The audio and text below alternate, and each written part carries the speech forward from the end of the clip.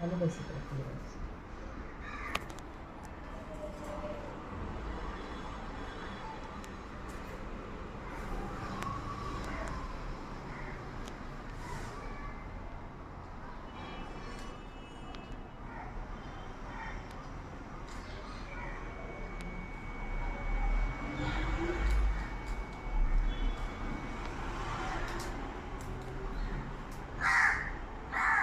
तुमचा आवाज येतो.